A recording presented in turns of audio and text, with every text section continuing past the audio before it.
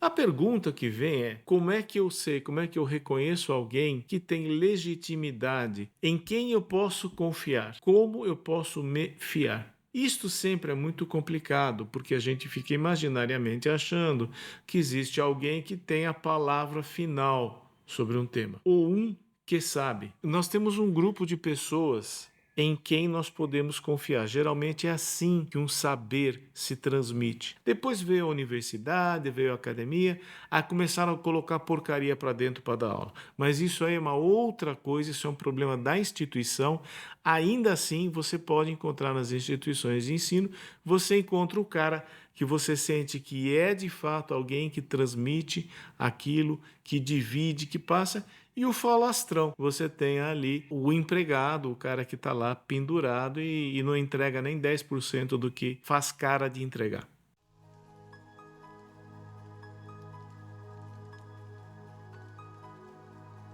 Olá, tudo bem? Muito obrigado por se juntar a nós em nosso novo vídeo. Eu pediria a você, antes de mais nada, que se for possível, você dá um like, comentar ou compartilhar para com isso potencializar, fortalecer o nosso algoritmo. Isso é uma coisa muito importante nesse tipo de trabalho que a gente faz. Tá?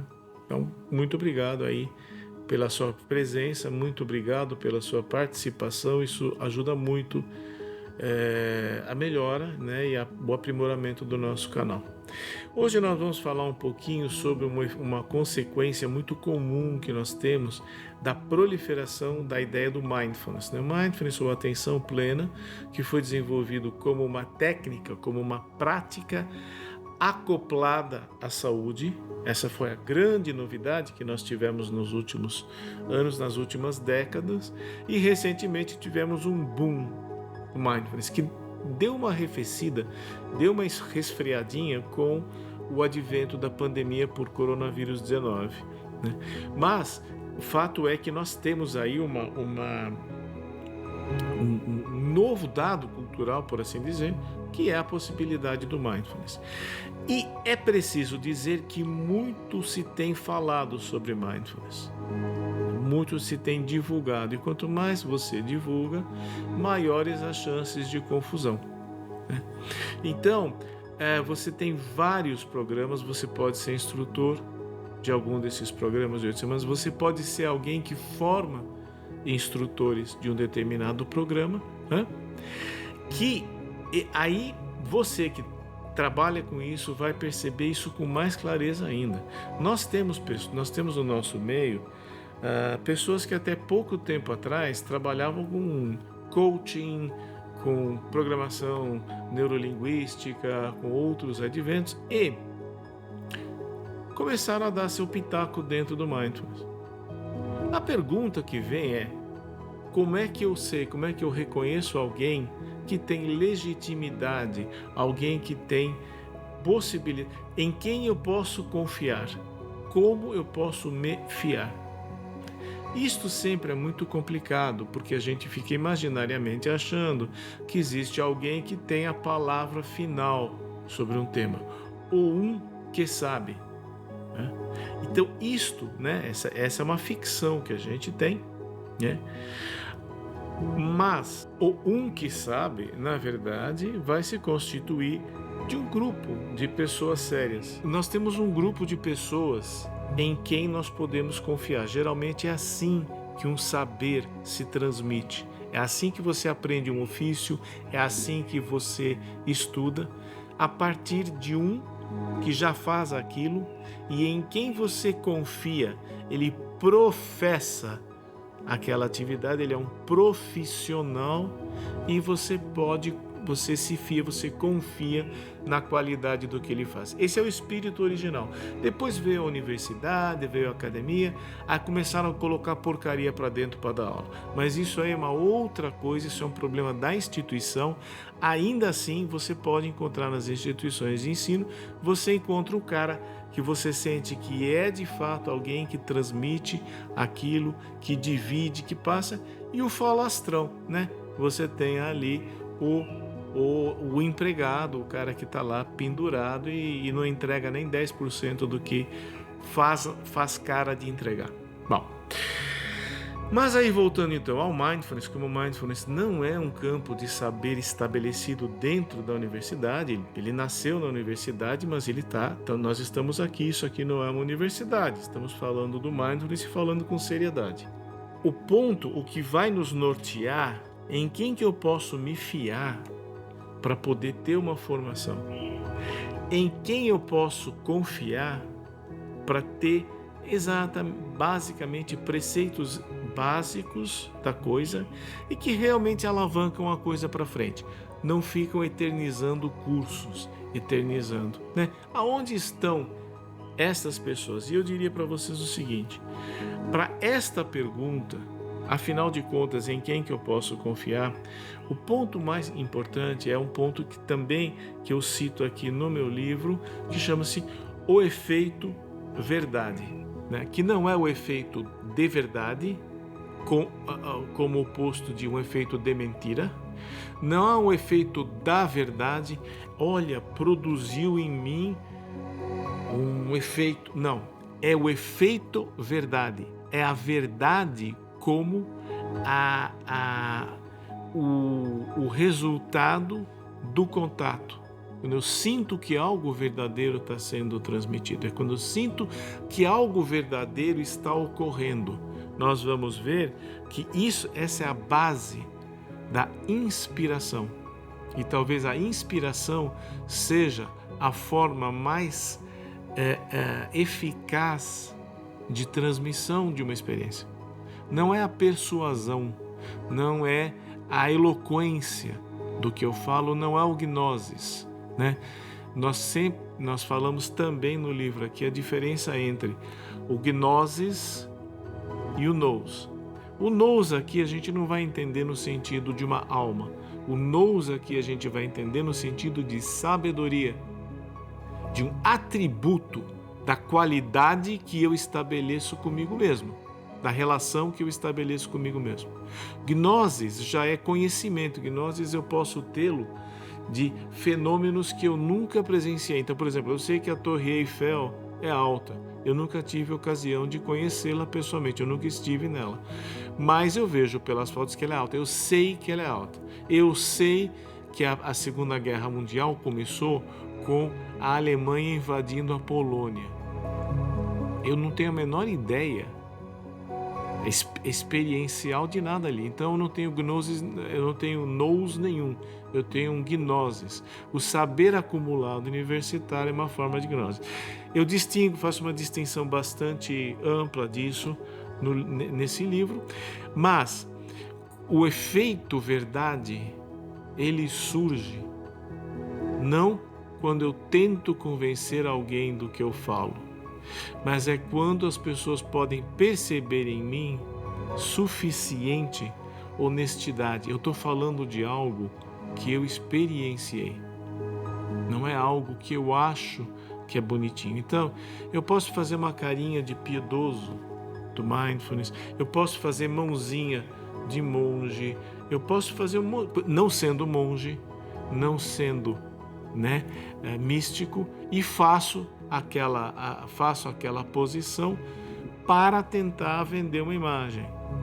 E você pode ter o cara, que não está preocupado em vender uma imagem, mas está preocupado em transmitir a legitimidade do que ele experimentou.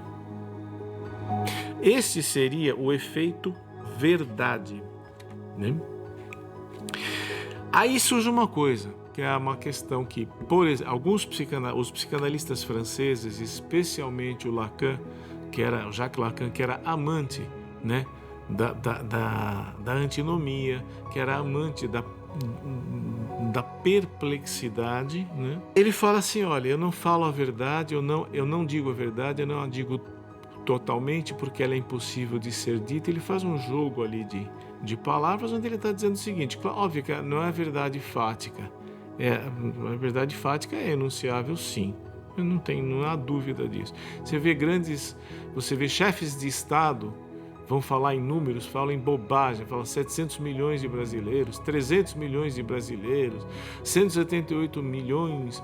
Gente, está tirando da cartola, inventou. Porque somos só 200, outros falam 207, outros falam 210, outros falam 215, é por aí. Alguma coisa entre 210 e 220, é o que nós somos. Não tem 300 milhões de pessoas. Então o cara que fala isso, obviamente está afrontando a verdade. Esta é a verdade, porque a verdade fática, a verdade fatual, ela é perfeitamente enunciável pelo Gnosis. Né? Agora, a verdade subjetiva, ela pode não ser enunciável. Eu vou conversar com alguém, eu quero explicar como é que eu me sinto sobre um assunto. Às vezes eu não consigo explicar o suficiente. Às vezes gera mal entendido. Então, a verdade nem sempre pode ser enunciável. Aí você fala assim, puxa vida, então aqui cada um, então no mundo somos 7 bilhões, são 7 bilhões mesmo? Ah, não estou chutando. 7 bilhões de pessoas são poços, são como se fossem um poço intransponível.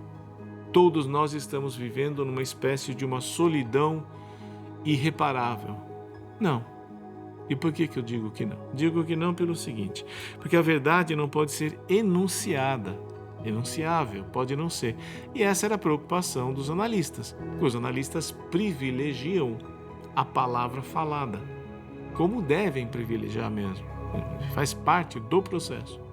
Agora, outras formas de saber prescindem parcialmente ou abrem mão até um certo ponto da palavra falada. O mindfulness é um exemplo disso. A atenção plena é um exemplo disso. São formas de acessar a subjetividade que não passam necessariamente pela linguagem compartilhada. E você percebe, portanto, quando você ouve alguém falar de mindfulness, ele pode falar fazendo pose, pode falar pausado, pode falar rápido, pode ser espirituoso, pode ser silencioso, pode ser introspectivo, pode ser expansivo. Você percebe quando você está diante de alguém que está sendo honesto, que fala, né, que tem uma presença que de fato transmite o que ele está tentando dizer. Esse evento, né, então, a verdade pode ser experienciada. Você pode presenciar uma pessoa que realmente vive aquilo que ela está falando. O Cortella fala a diferença entre falar de algo e falar sobre algo. Uma é você falar de algo que você ouviu falar e outra coisa é você falar de algo que você experienciou. Falar ex cátedra, entendendo cátedra aqui não da cadeira, de quem esteve de fato, quem está de fato nessa posição. Então você quer conversar com alguém sobre o trânsito, sobre as dificuldades do trânsito, você vai conversar com um motorista de ônibus, táxi, aplicativo, ou você vai conversar com o motorista que está indo para o shopping.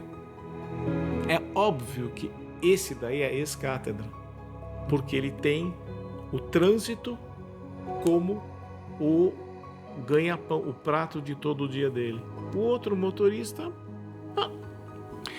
pode ouvir, mas você vai ouvir muito melhor. Você vai ouvir comentário de jogador, você vai ouvir comentário sobre futebol, você quer ouvir o comentário de um jornalista, ou você quer, jornalista esportivo, por melhor que seja, ou você quer ouvir a opinião de um cara que jogou no campo, na grama, por menor que seja, por pior que seja a expressividade verbal dele.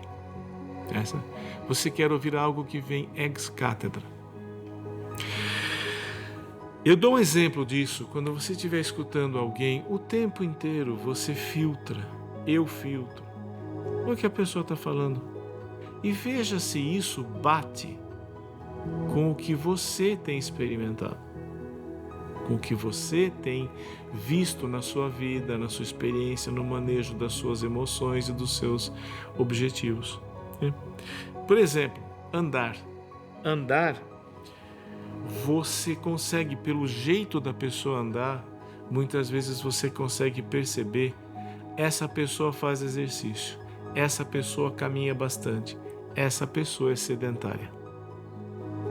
Havia uma atriz, tinha um seriado que era Havaí 5.0, e tinha uma atriz, aliás, por sinal, uma atriz muito bonita e muito talentosa como atriz. Mas resolveram fazer uma tomada dela correndo na praia, porque ela fazia o papel de uma militar. Gente, ela você via no jeito dela, essa menina nunca correu. Nada contra, mas você percebe que ela não correu. E às vezes você vê nos parques, você vê nos lugares, pessoas que estão lá tentando trotar e você vê que estão trotando pela primeira vez na vida.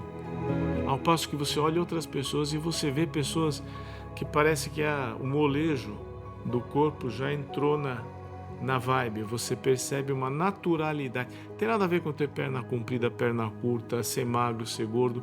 A pessoa tem uma naturalidade. Falei de futebol. Às vezes você joga a bola no pé de uma pessoa. Pode ser um velho de 80 anos. A bola vai no pé dele, você percebe que ele jogou. Mesmo que tenha sido pouco, não tenha jogado tão bem, você vê que ele jogou. Da mesma forma, quando você estiver pensando sobre práticas contemplativas, um contato subjetivo consigo mesmo, este tipo de material, esse tipo de treino, você vai perceber perfeitamente bem se você está diante de uma pessoa que teve uma experiência, que pratica, que tem uma experiência, está falando a partir da experiência própria, da pessoa que está simplesmente tentando vender um produto. Pratique você, exercite-se, perceba-se, note-se, perceba como é que os sentimentos, as emoções circulam em você, veja que tipo de pensamento povoa o seu dia. Não só o que você está fazendo imediatamente, mas que tipo de coisa, que tipo de reflexão vem para você. Ah, mas eu não tenho. Tem sim. Exercite em lembrar-se. A palavra mindfulness vem de sati. Sati é lembrar-se, literalmente. Mas não é o lembrar-se lembrei. Não é a memória do Alzheimer, é a memória episódica. É uma outra forma. Bom, muito do que nós conversamos aqui, como eu disse, está no livro, tá aqui, tá? Se você não teve ocasião de ler ainda, nós temos o livro no link, você pode adquirir o seu, você pode ler e se você quiser comentar, perguntar nos nossos comentários, enriquece muito o trabalho do nosso canal, tá bom? Muito obrigado mais uma vez pela sua presença, preste atenção, não desista de si e viva melhor. É isso aí, um abraço, até a próxima.